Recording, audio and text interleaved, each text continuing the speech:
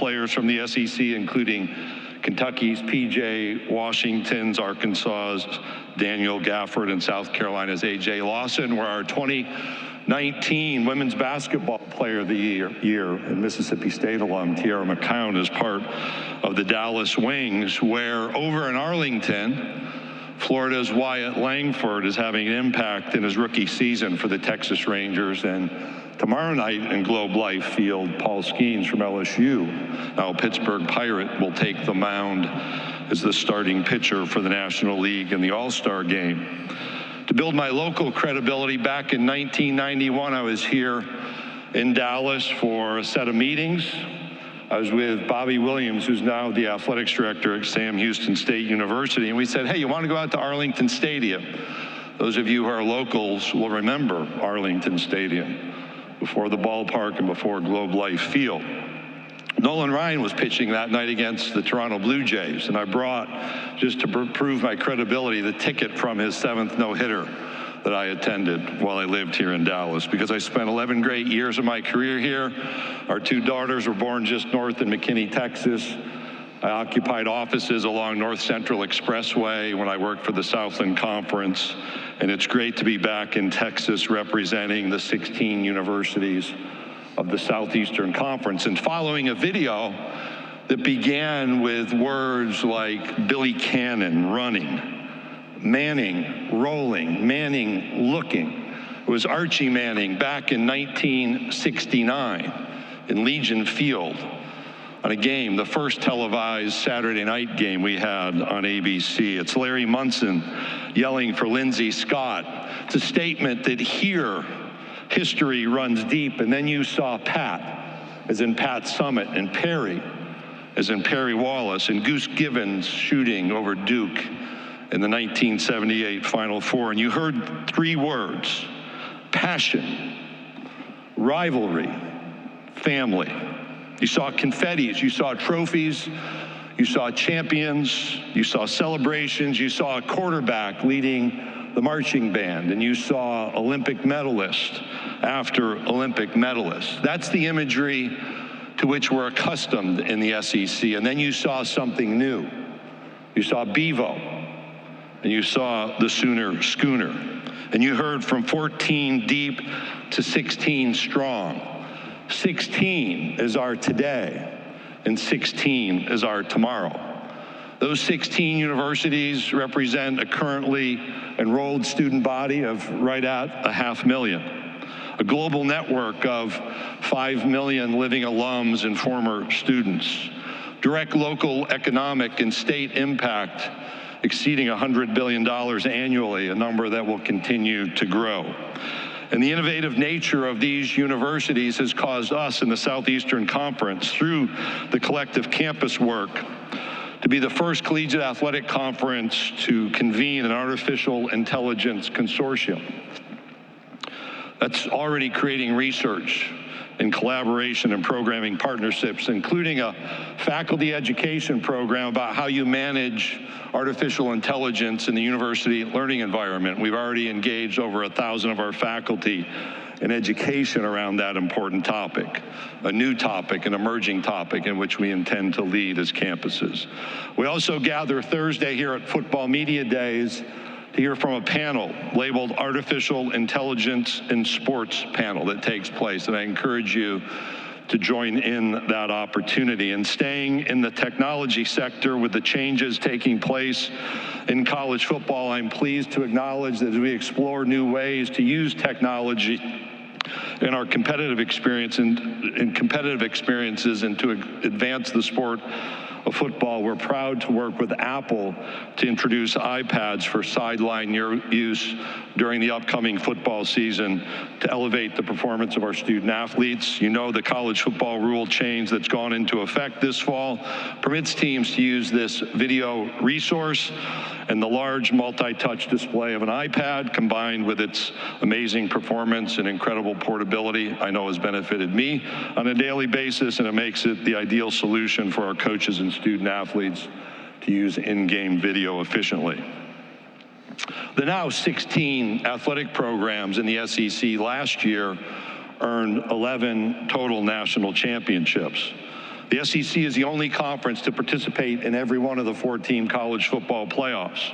For the 18th consecutive year, we led all leagues with the most NFL players drafted at 59. We're excited about this year's College Football Hall of Fame inductees that include Kentucky's Tim Couch, Arkansas's Dan Hampton, Alabama's Antonio Langham, and Texas A&M's Kevin Smith. And we're pleased to celebrate with new member, University of Oklahoma, the induction of Dewey Selman, who's both an Oklahoma legend and the father of Mississippi State University Athletic Director Zach Selman.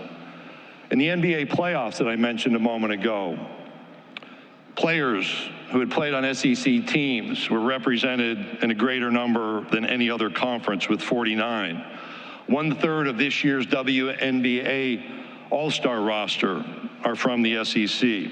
For the 2024 Major League Baseball season, we had 88 players on opening day rosters, and yesterday saw 20 players taken in this year's Major League Baseball draft. You're probably tired of hearing me say it, but those numbers are the most of any conference. For the 25th straight year, we led the nation in football attendance. For the 28th consecutive year, we led the nation in college baseball attendance, having 8 of the top 10 attendance leaders in 2024.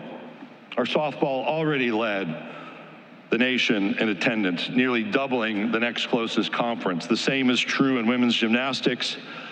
And one of the growth sports for us, women's soccer, led in both average and total attendance during the 2023 season across the country. We're also proud to have finished yet again with another SEC versus SEC College World Series championship final this year. It was Tennessee and Texas A&M, the 6th overall SEC versus SEC baseball final, the 3rd in the past 4 years, but if you adjust our membership, and remember it was Oklahoma and Ole Miss a few years ago, SEC teams have been consistently filling the national championship series. There's a total of 21 times across all sports where a national championship, like women's tennis this year between Georgia and Texas A&M, involved 2 SEC teams. When we look ahead to the Paris Olympic Games, there are a total of 270 Olympians with SEC ties. 85 will populate the Team USA roster. 42 of those U.S. Olympians are returning Olympic competitors, and 43 will be first-time Olympians. And we will have every one of our 16 universities represented on the U.S. Olympic roster. And that roster in U.S. track and field includes 35% of that roster being comprised of representatives from SEC universities. In swimming and diving, it's 37% of that roster. And we will have representatives on all 4 of the U.S. Olympic basketball teams, the men's basketball 5-on-5 team, the women's basketball 5-on-5 team, and the same in both the men's and women's 3-on-3 teams. But let's go back for a moment to our opening video. And while I'd rather talk about all-stars and champions and Olympians, I want to focus on some words you probably missed. We said in that video that was used to celebrate the additions of Oklahoma and Texas as new members just a few weeks ago, that it's time to update. It's time to update your expectations for what college athletics can be. And many of you have written or opined about this being a unique time for college athletics. Time for movement, obviously, and a time of change. And we as leaders are responsible for navigating what really are, for us in college sports, uncharted waters of change. And we're doing so at a time when the pressures to recruit, to win, to draw people in, are just as high as they've ever been. But we've added a set of external factors: the litigation that presses in, state-level legislation, conversations with Congress, and the emergence of the next great idea that is sold or pitched as something that will quickly and fully resolve the issues currently faced in college sports. But the reality is, there is no easy button we can just go push to resolve the issues we face. And there's no magic pill And any time you go through a reset, it is difficult. This past Saturday evening, we were reminded of the stress and divisiveness that's present in our nation, well beyond any playing field. We know that elections are fundamental in these United States of America, and none of us are expected to all agree on how votes should be cast. In fact, probably most of us try to avoid those conversations at family gatherings. We'd rather talk about the weather, talk about how the kids or the grandkids are doing in school, where somebody's going on vacation, or maybe who's going to win the game on the upcoming Saturday. When you attend one of those games on Saturday and you look around, you see Democrats and you see Republicans. You see liberals and conservatives. You see those who work in a white-collar setting and those who work in a blue-collar setting. You see young and old, families and individuals, people from every religious background, every demographic range in this nation. And this sidebar is not about politics. It's actually about what we do on Saturday, that comfortable point of conversation at those family gatherings. These remarks are about the ability of people to come together even when there are differences. And on Saturdays in this country, for decade after decade, people come together. We actually need more of what we do in college sports. And in college sports, and in college football in particular, we know, what, there's an opponent on the field, and spread across a stadium, there's a peril from the opposing teams, one dominant, one in the minority. But in those stadiums, I've stood with sometimes 100,000 or more to sing the national anthem, sometimes thinking that the entire stadium is actually participating. I've joined in those stadiums as you watch maybe a Chinook helicopter fly over, a B-2 bomber, or an F-22, just amazed. And then celebrated a little bit later in the game when during a break we stop and we bring the flight crew onto the field and celebrate them for their service. I've heard the absolute silence in a crowd of thousands of people revved up and ready to go, who stand for a moment to honor someone we've lost. We actually need more of those unifying moments in this country, and that's why I say again, we need more of what college football does in this nation, not less. We need more of what college sports does, because that unity I talked about and those variances that exist within a crowd aren't just in a football stadium. You see them at baseball games and basketball games and along all of those sports that I cited just a moment ago. In fact, if you drove in on a morning to Hoover, Alabama, to our baseball tournament, you would see tents pitched with university logos and colors of a particular fan base. And it's not long before somebody else starts to trickle in. And I can recall this year seeing a South Carolina tent pitched right as I drove in, and underneath there are Vanderbilt fans and Tennessee fans gathered having a conversation. They're actually smiling despite being dressed differently. Under an Auburn tent, Florida fans and Georgia fans gather for those same conversations. That's the reality that we need and the lessons that we can learn through college sports. We need more of those unifying moments. And again, I'll say we need more of what college football and college sports does and can do, because we're at a time filled with uncertainty. And that exists in our culture in a big picture, and it exists in college sports. On May 23rd, the plaintiffs in a set of lawsuits, along with the NCAA, the ACC, the Big Ten, Big 12, SEC, and Pac-12, announced agreement on terms of a settlement related to a set of lawsuits. And while that agreement does not resolve every issue, and it is not a finish line, it does provide an opportunity for us to move forward in modernizing important elements of college sports.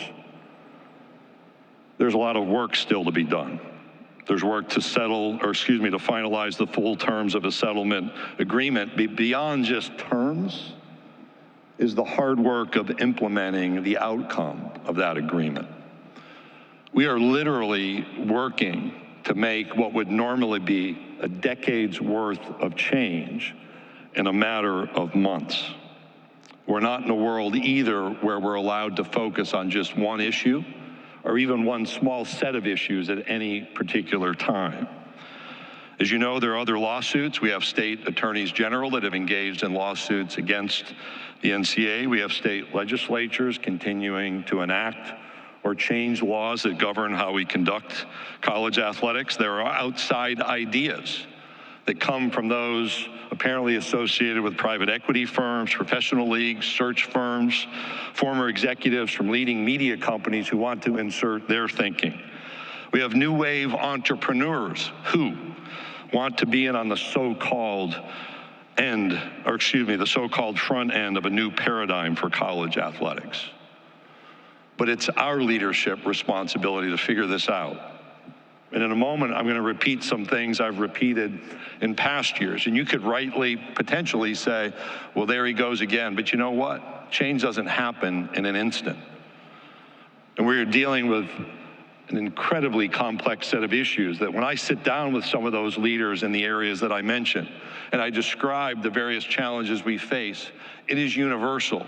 Whether it's a professional league commissioner, a member of Congress, a high-level attorney, at some point they'll look at me and say, that's the most complicated situation I've ever heard. That's why there's no easy button. But we have the responsibility on our university campuses to constantly be evaluating and exploring the best partnerships and innovations that protect the collective interests of our universities while also tackling new legal and political realities. But you know what? We also have to do that in a way that continues to engage with our fans, that continues to honor the traditions that are important to our campuses and our communities. And yes, we're going to seek to capitalize on new revenue opportunities that support our athletics programs and our student athlete participants. We've been incredibly successful, and I understand why so many outside of the campus and conference realm are interested in coming in and being a part of it. But that responsibility lies with us to bring people into the solution, not to cede authority to external actors. We know who we are. In the Southeastern Conference, we're the one conference at this level where the name still means something. The southeastern part of the United States, where when we expanded, we actually restored historic rivalries while adding only 100 miles to the longest campus-to-campus trip our student athletes will experience. We're a conference where in survey after survey, we have the most avid fans by comparison. Not just the most draft picks, not just the most teams in a championship, but the people around our programs who want us to lead. Again, not give authority away. They're passionate about their team and the competition among their team and their rivals in the Southeastern Conference. We have dates that have meaning, that we understand in this culture. They're passionate about those longtime rivalries, passionate about the opportunity to spend a Saturday in their favorite football stadium, maybe visit a new place, or maybe from time to time tour all the stadiums in the SEC. We in the SEC, we know the importance of education, what it can mean in the life of a young person. You know what? There's more money involved. We also know that there's more graduation success involved, and there's more opportunities to bring people back who may have left after their playing experience was complete without finishing their degree. Nobody needs to tell us to provide that opportunity. That's who we are.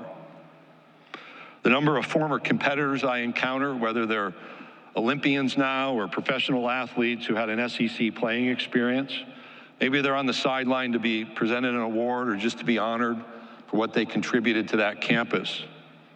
Frequently, I'll ask, well, why did you decide to come back? And with the same level of frequency, those young people tell me, this became home. That doesn't happen with some set of abstract ideas. It happens because there was something very different about college athletics in the Southeastern Conference than there is at the professional level. We know we have a responsibility to deal with our shortcomings. We know we have to act to solve our own problems, and we're doing that just now. But we want the college football playoff. America wants the Final Four.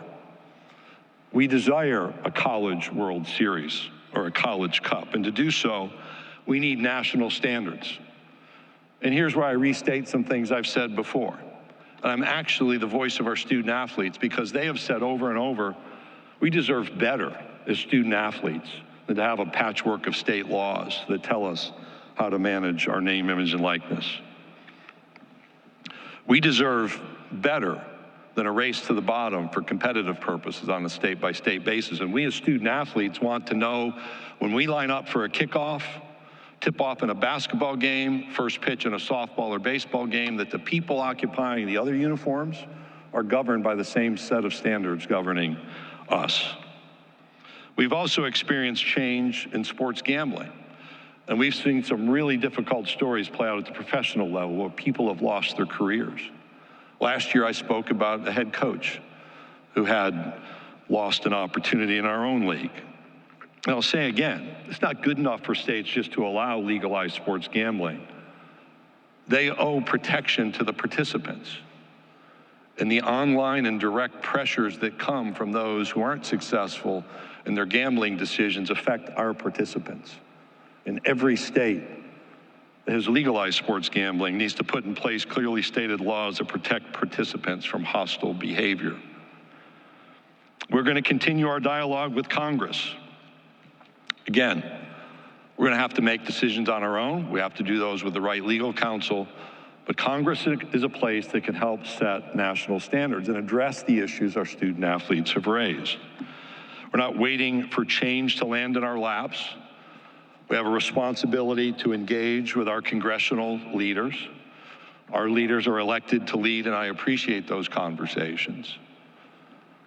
But on behalf of the now over 8,000 student athletes in the Southeastern Conference, the future doctors and lawyers and engineers and teachers and nurses and real estate agents, the leaders of tomorrow, my ask again is that Congress continue not only to engage in conversation, but help with us resolve some of these outstanding issues and restore clear national standards for college athletics. I told you earlier it's good to be in Dallas. I hope you have four great days. I'm going to shift from the heavy to just acknowledge a few things. First, thanks to our SEC staff. You have no idea. You don't just show up and make this work. We're a great group of volunteers that want to make sure you have a successful and productive 4 days, so please ask if we can be of help.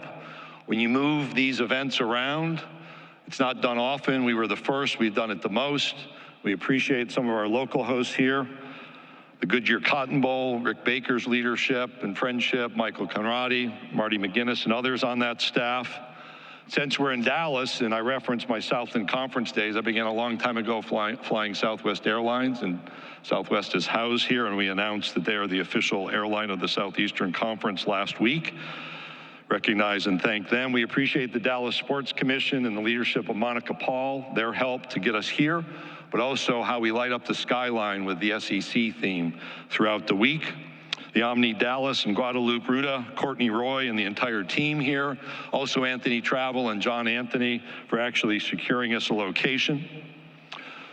I'm also going to announce a little bit of news. It's a little bit of news. We've moved around from Birmingham to Atlanta to Nashville and now Dallas. And in 2025, we're going to return to Atlanta in the College Football Hall of Fame with our football media days.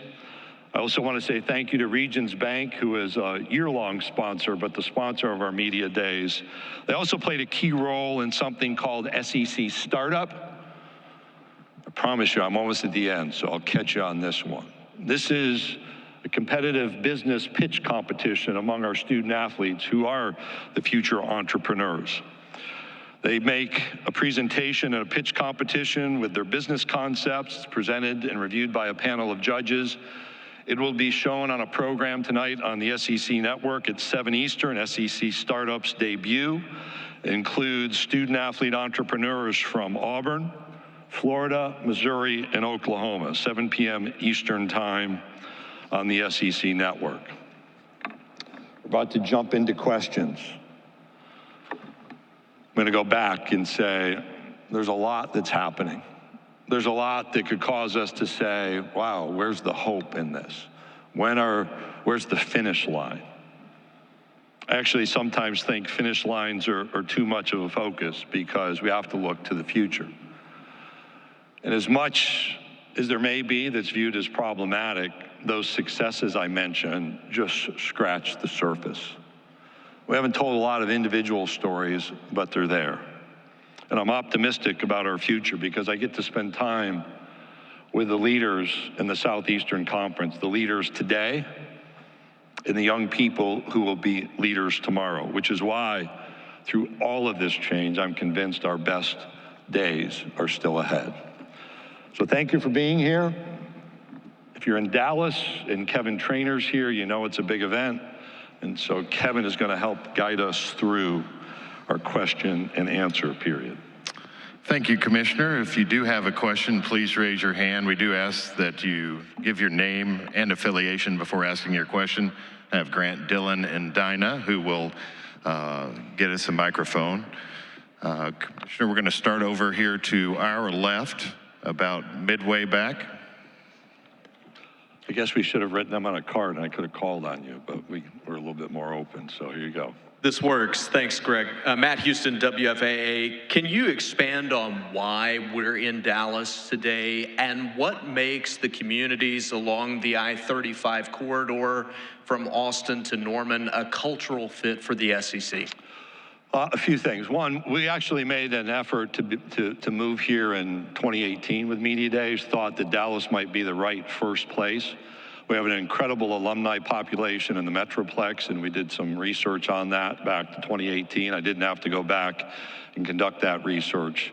Again, it's one of the most accessible cities in the country. The variety of ways you can travel here allows you to run a 15K in Utica, New York, and be here for dinner by the end of a Sunday, like I did yesterday. Our move in 2018 was a recognition that we had moved west with Missouri and Texas A&M, with the border states in Arkansas and Louisiana with LSU, made it sense not just to be at one. If we're going to be at more than one location, how do you touch the perimeters? We had a basketball tournament in St. Louis, Missouri, back in 2018, if I have my dates right, and so we were used to that movement. We've had 3 years to prepare for expansion, which is, I think, a record long time. And as we went through the expansion, that made Western events more and more important for us. And we pretty quickly decided to move Media Days. We looked at Houston, looked at Dallas, were the two that were our biggest focus. Here, the transition from Norman, to Columbia, Missouri, Fayetteville, Arkansas, College Station, Austin, Texas, that movement's really easy. And we are a big part of Texas. Texas is a big part of us now. I've always seen coaches traveling here during my own travel. We've had a bowl game affiliation here for a long, long time, and all of those relationships combined to make it the right move for us. And I encourage you to have fun fitting that into a small soundbite. Commissioner will go right in front of us in the middle aisle. Hey, Greg. Connor O'Gara, Saturday Down South. I know there's been probably a lot more important things with college athletics, but I was curious if there's a plan for an SEC tiebreaker system now that there's no divisions to be able to settle an SEC championship. Yes, in fact, we had our athletics directors on a video conference Thursday where we provided an update. It is a lengthy plan, consolidated around, I think, 8 principles.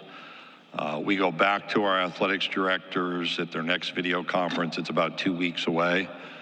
We can finalize that anytime between now and the start of the season. We have an annual in-person meeting where any of the little pieces that have been identified for review can be refined and finalized. So absolutely. Commissioner, we'll go over to your right, Dennis along the aisle. Greg, Dennis Dodd, CBS Sports. Certainly the House settlement as proposed for the next 10 years limits some legal liability. But USA Today recently reported in the last 10 years, the NCAA has incurred $433 million in legal expenses alone. Anybody can sue anybody for anything, but how do you lower the temperature on that? Part of the current settlement effort is to resolve, to the extent we can resolve as much as possible, to do just that. We're not alone in college athletics at being pursued from a litigation front. You saw what happened in the NFL's Sunday ticket decision. You look at Major League Soccer, just doing research on Law 360. You can see the existing open lawsuits there.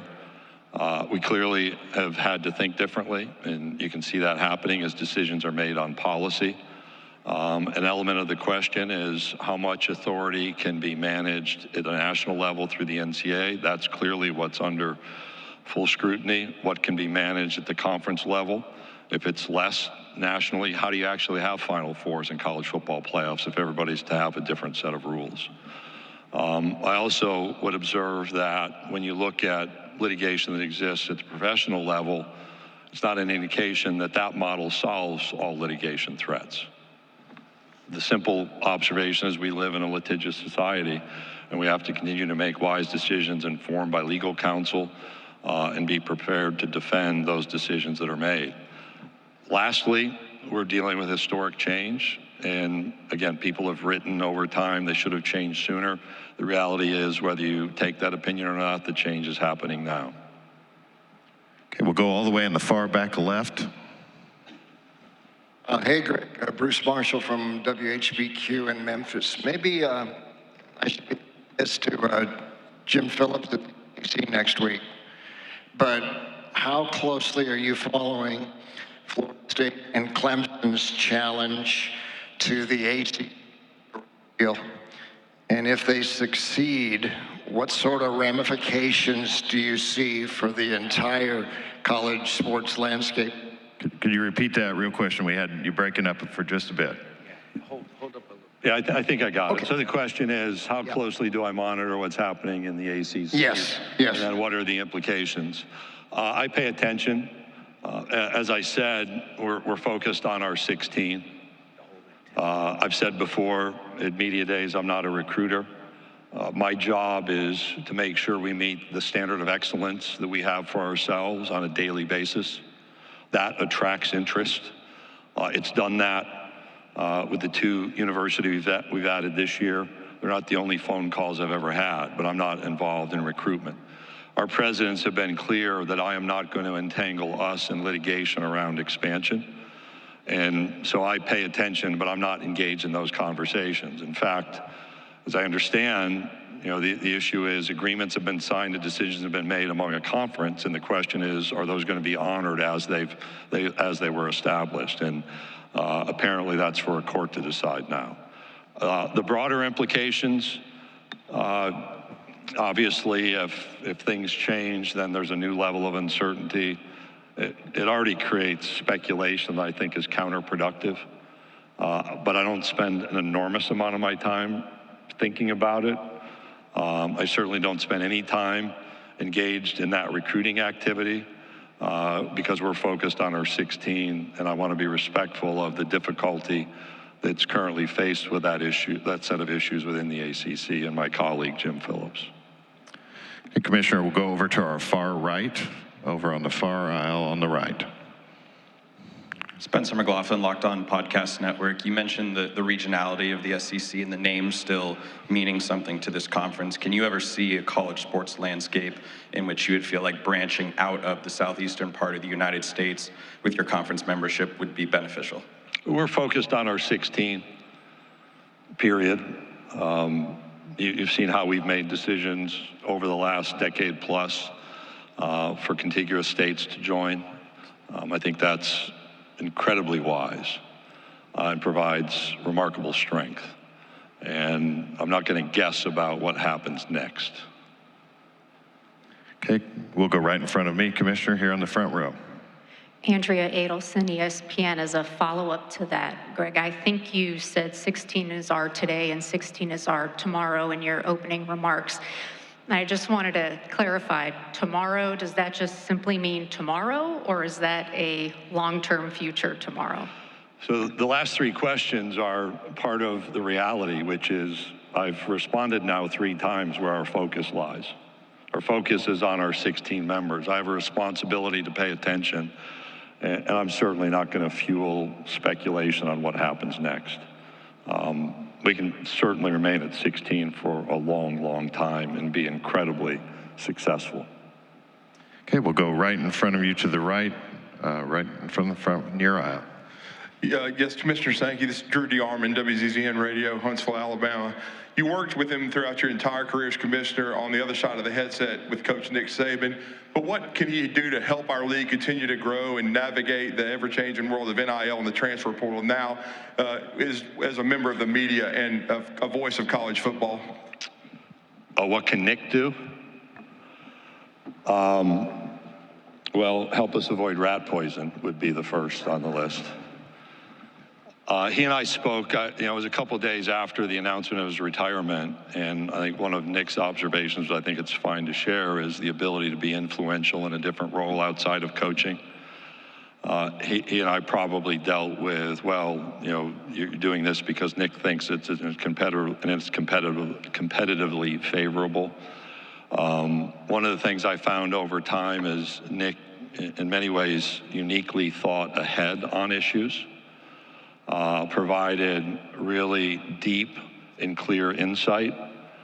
And he and I have had any number of conversations over, this is my 10th year as commissioner, but I've been in the SEC for 23 years, and but for the 2 years he was with the Dolphins, we're in conversation throughout those couple of decades.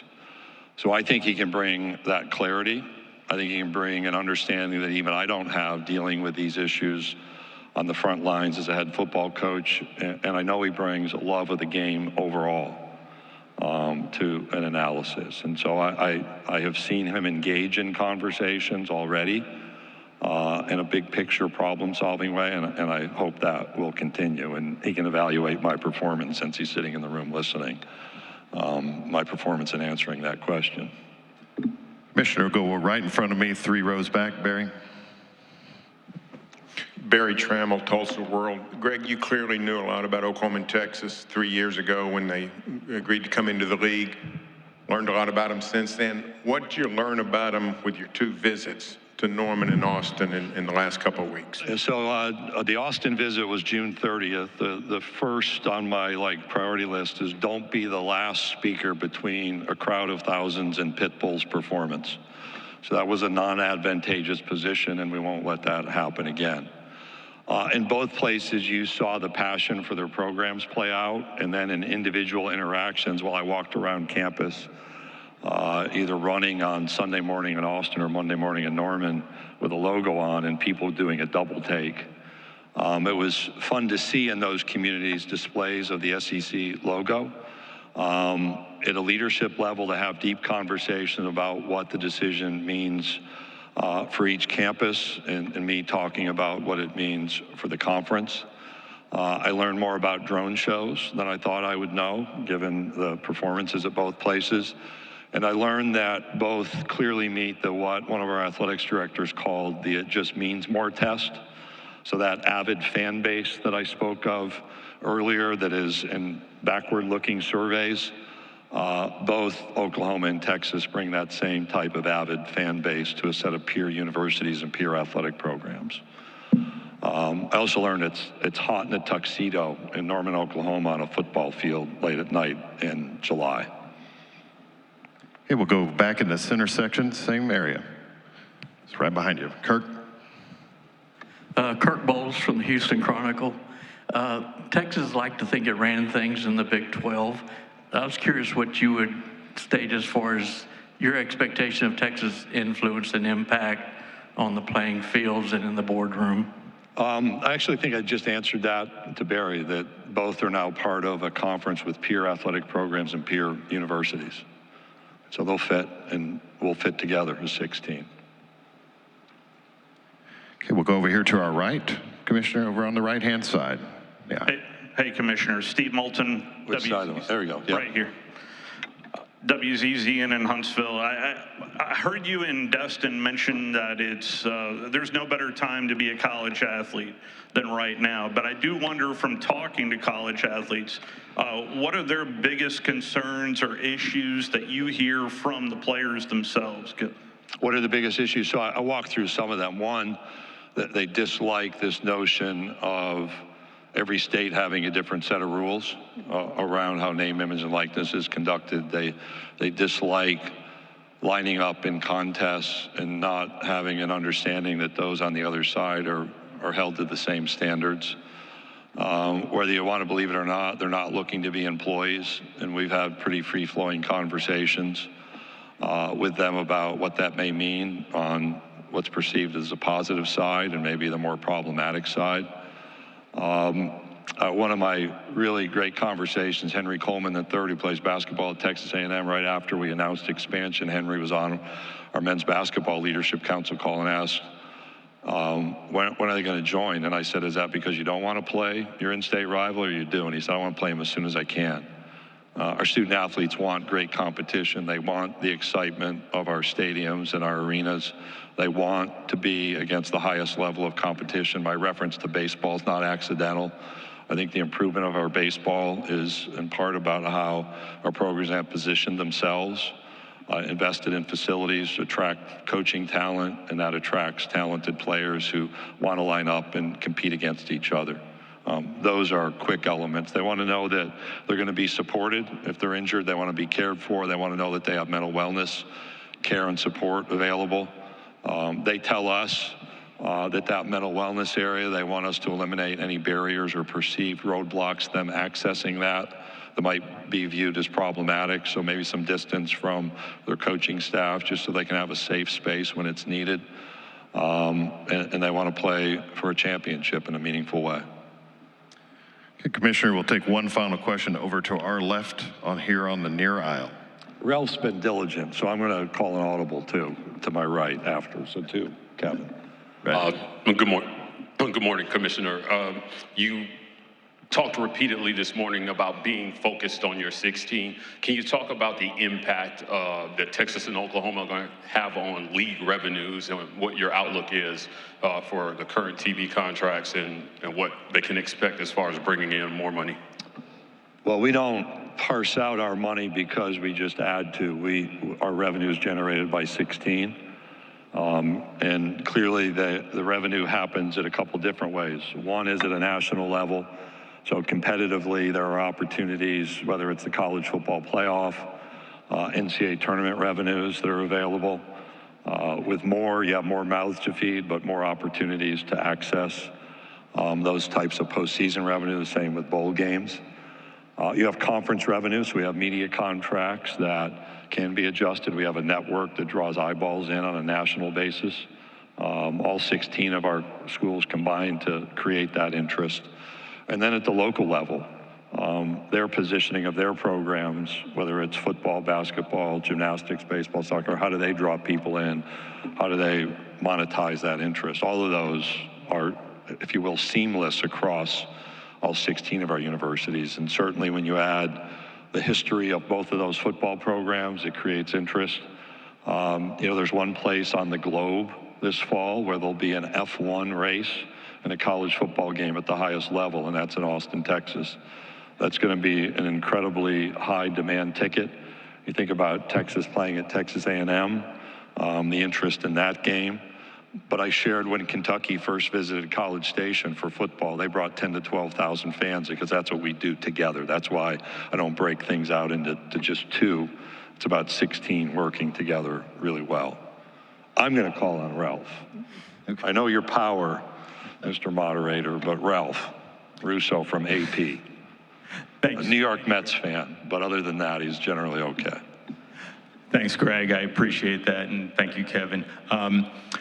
Talked a lot about college sports needing to take control of its future and not necessarily allow others to dictate, but there's also been so much talk about how you need help from Congress to get this under control. So how do you balance those two things? Like, we can't do this alone, but we also have to do it alone. We also have to be the masters of our future. Well, I don't think it's just do it alone.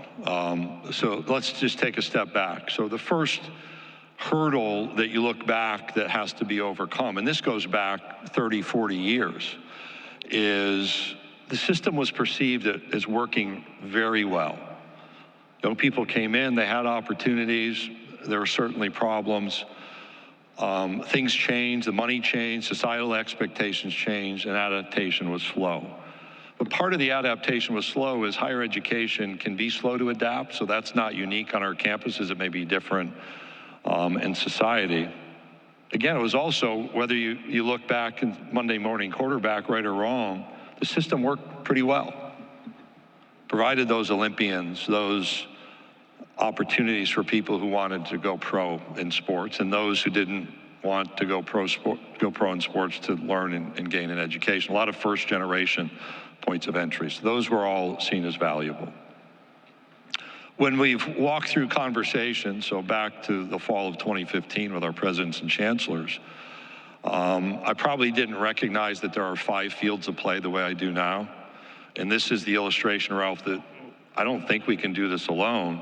The 5 fields of play are the courts. We have to be there because of litigation. The second is Congress. We're active in that conversation because you talk about national standards. The third is at the state level.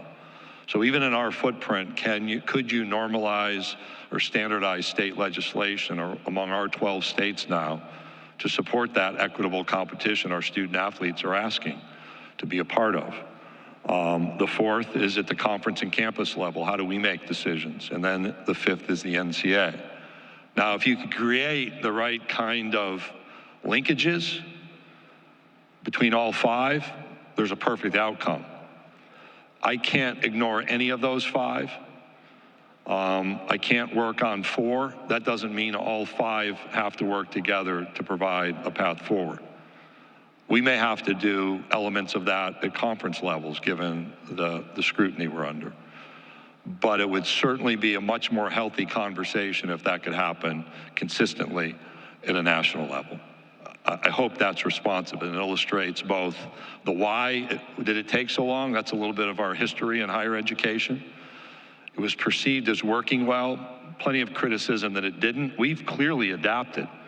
You just think about the changes in the last 10 years for getting the outcome of the current settlement. There's a lot of things different around college sports. And that informs why I take the position there's no better time, yet we still have work to do. Thank you again for being here. Look forward, I think, to most of our conversations through the rest of the week. If our staff can be of help, or if I can be of help to the extent my time permits, I look forward to engaging in conversation. I'll be back shortly to introduce our first head football coach of the day.